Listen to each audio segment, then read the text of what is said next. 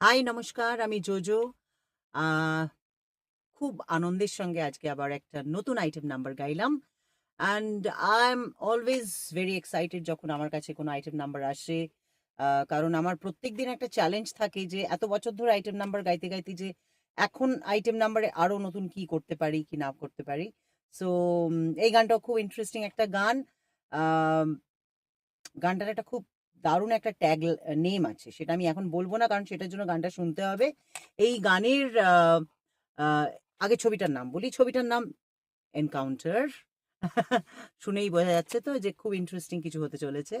আর এই ছবির creative director and producer Atanu মণ্ডল।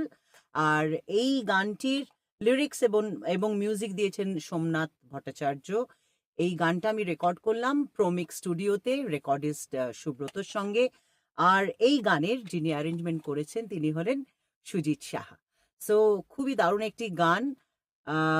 শুধু ক্রস লাইনটা বলি, এই নেশা ভরা রাতে।